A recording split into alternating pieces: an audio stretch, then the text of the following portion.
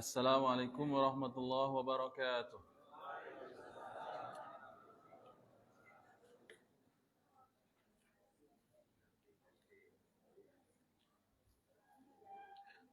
Alhamdulillahi rabbil alamin. Nahmaduka rabbi kama yanbaghi li jalali wajhikal karim wa azimi sultanik. Asyhadu an la ilaha illallah wahdahu la syarika lah wa asyhadu anna Muhammadan abduhu wa rasuluh. Allahumma salli wa sallim ala nabiyil karim habibina al-Mustafa Muhammadin wa ala alihi wa sahbihi wa man ihtada bihadihi wa sanna bisunnatihi wa iktafa asarahu ila yaumiddin. Subhanaka la ilma lana illa ma 'allamtana innaka antal alimul hakim. Allahumma 'allimna ma yanfa'una wanfa'na bima 'allamtana wa zidna ilman ya rabbal alamin. Amma ba'du. Hadirin wal hadirat kaum muslimin dan muslimat jamaah salat subuh rahimakumullah. Bersyukur kita kepada Allah,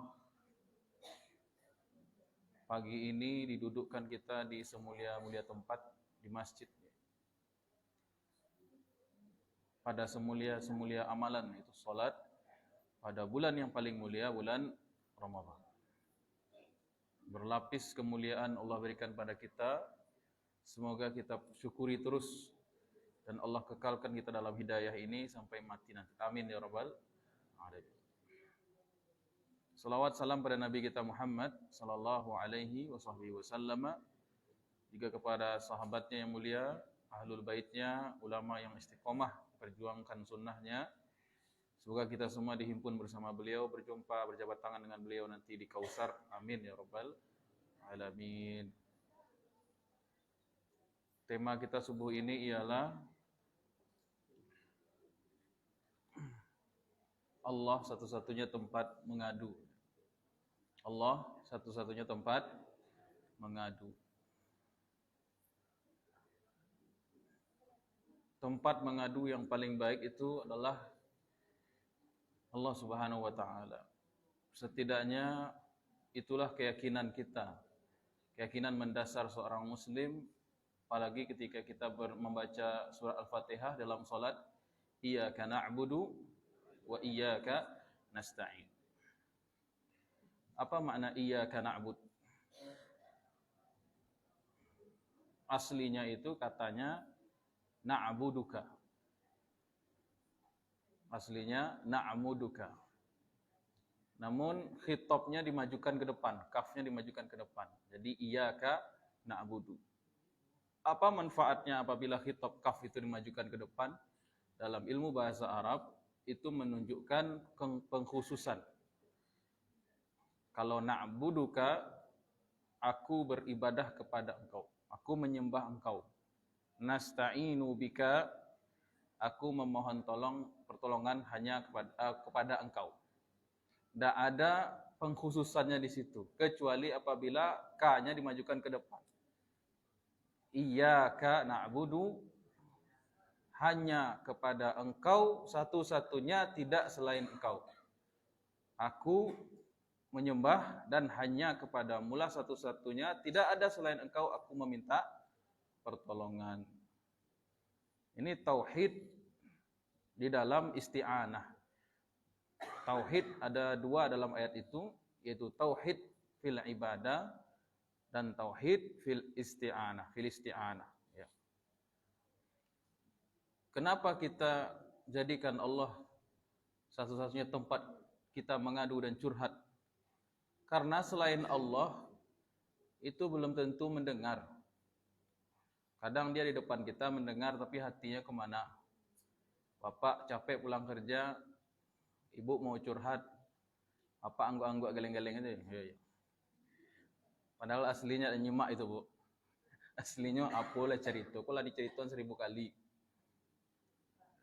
Curhat kepada teman, kadang teman itu berkhianat. Kadang teman itu hanya kepo saja. Ya. Kalau kita curhat, mengadu, biasanya aib kita sampaikan juga kan. Nanti kalau temannya rusak, pertemanannya rusak, dibongkarnya aib, Wak. Oh si anu, tahulah Wak. Dibongkarnya aib kita. Curhat kepada siapa lagi? pada anak, kadang anak itu sibuk ibu ya, ditelepon susah, malah bikin sakit hati kadang-kadang. Maka kita anggap udahlah, pahit, pengalaman hidup yang paling pahit itu ternyata kata Ali bin Abi Thalib, berharap kepada makhluk.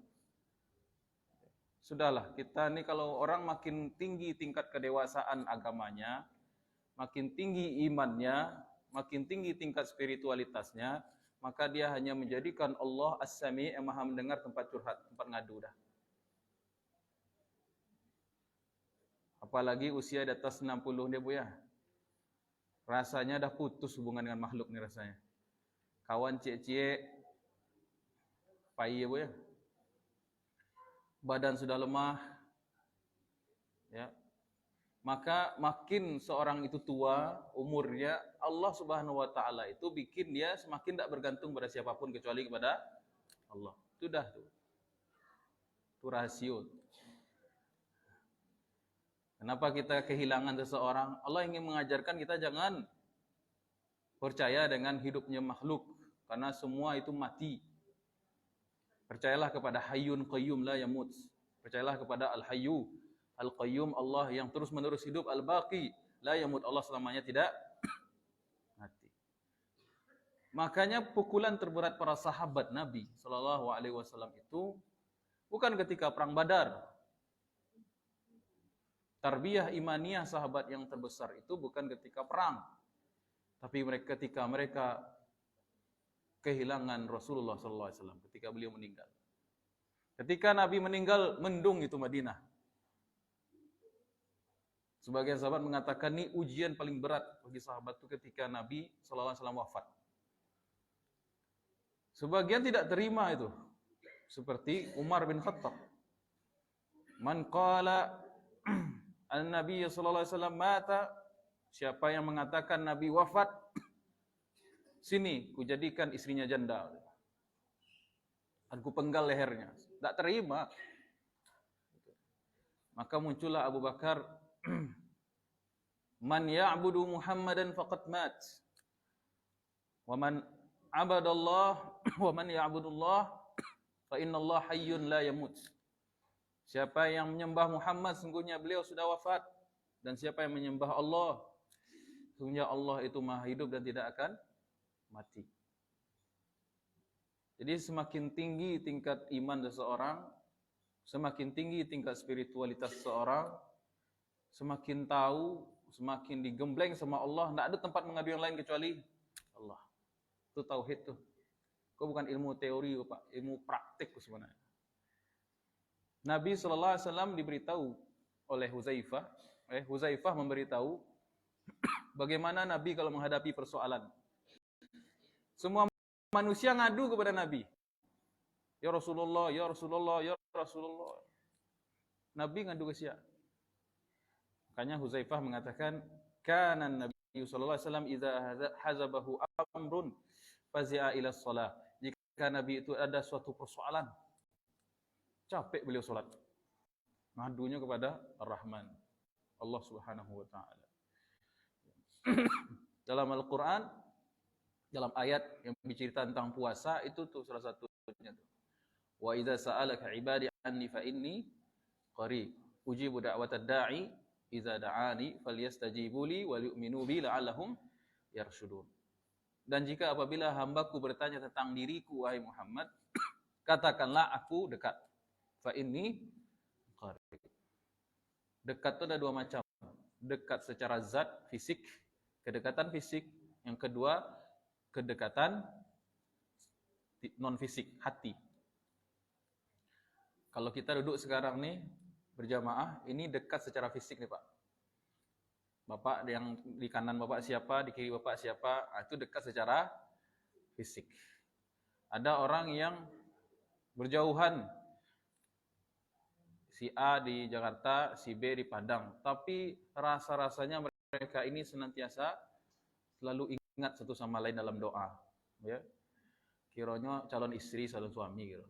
Nah, jauh di mata, dekat di hati.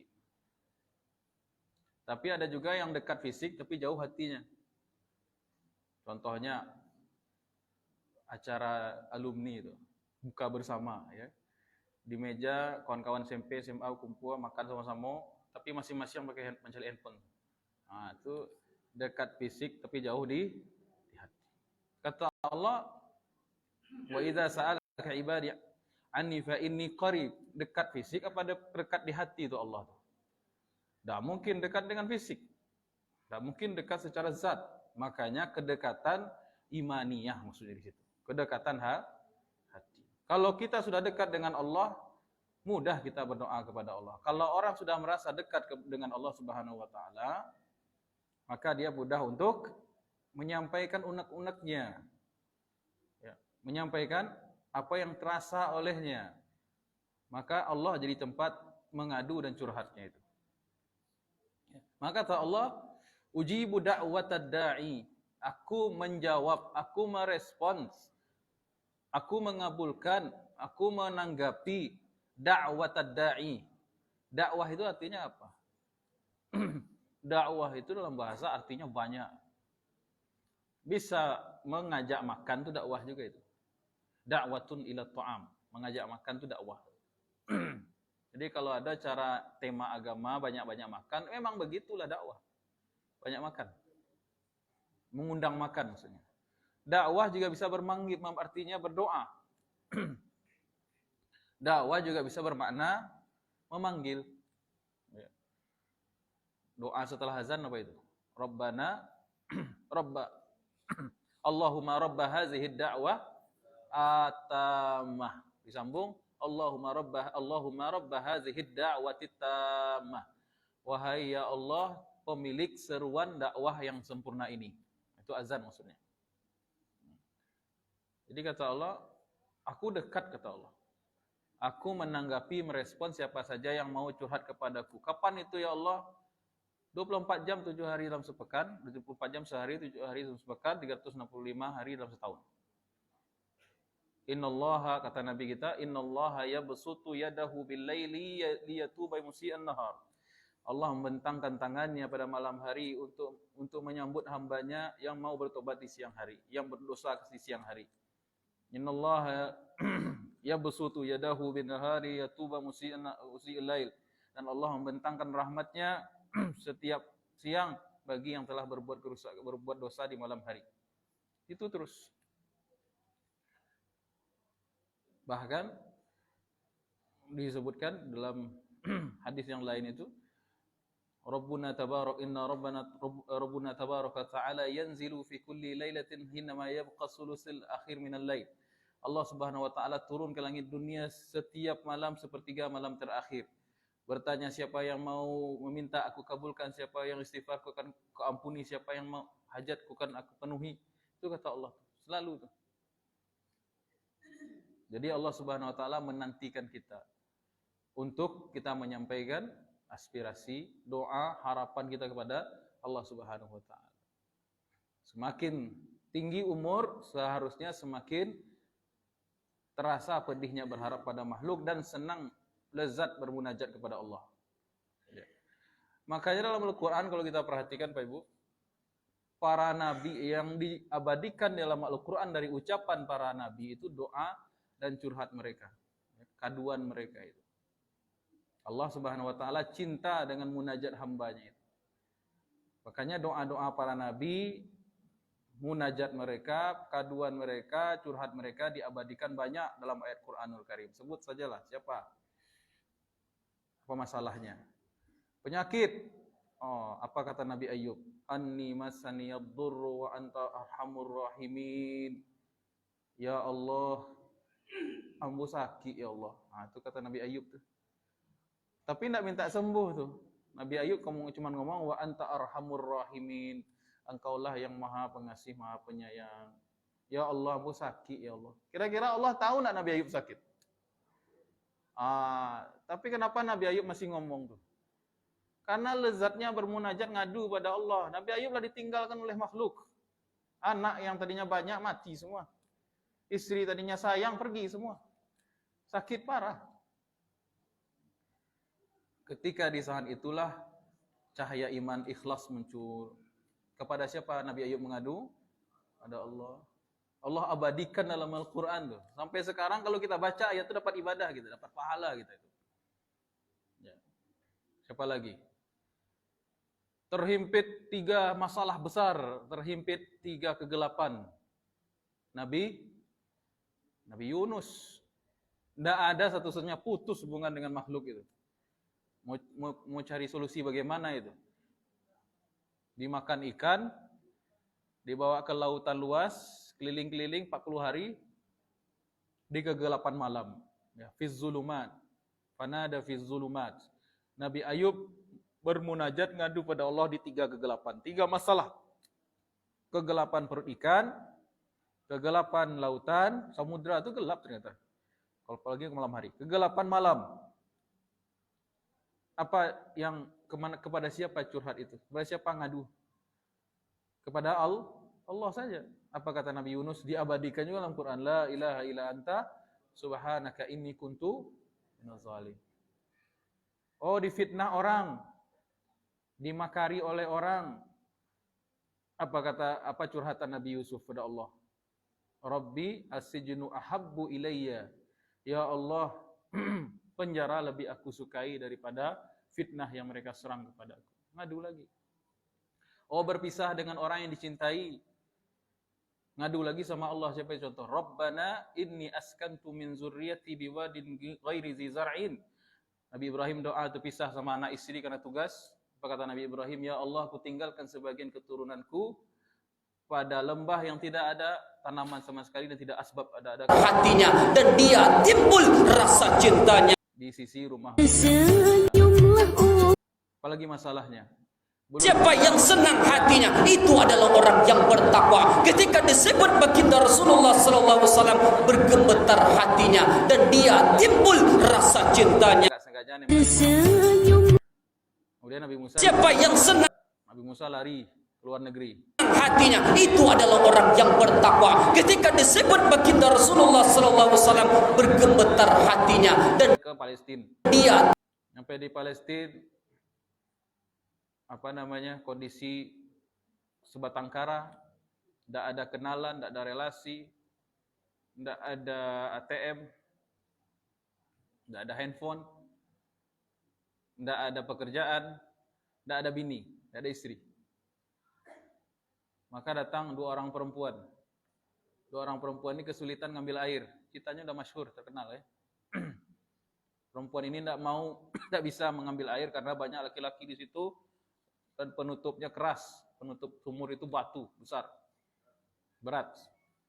Maka Nabi Musa dengan niat menolong lillahi ta'ala, bukan PDKT ya, lillahi, timbul rasa cinta. Itu mengangkat batu, menolong doa. Tulis semua cerita ini, begitu senangnya hariku, tenang saat ku tatap matanya. Oh, bahagia aku saat engkau. Kenangan yang manis dulu. Kan ku tulis semua cerita ini. Kenangan Famili budak, famili Mesir budak semua ya. Tak ada yang akan nolong. Maka ada anak gadis, ada keinginan laki-laki menikah. Maka menepilah Nabi Musa menyender kepada sebuah pohon. Wah, itu keluarlah cahaya ikhlas, cahaya iman itu. Tidak ada tempat mengadu kecuali Engkau ya Allah. Apa kata Nabi Musa? Diabadikan dalam Quran. Rabbi inni lima anzalta ilayya min khairin fakir. Ya Allah, butuh sekali saya kebaikan yang akan Kau berikan kepadaku. Ya Allah, butuh sekali aku terhadap kebaikan yang akan Kau berikan kepadaku. Min khairin. Apa itu khairin di situ? Kata ulama, pekerjaan dan istri yang soleha. Dah lama sudah tuh Nabi Musa, singkat cerita, menikah. Cerita capeknya begitu, cerita singkatnya. Siapa lagi? Apalagi masalah hidup disebutkan dalam Quran yang dihadapi oleh para nabi. Tidak punya anak sekian tahun, mandul.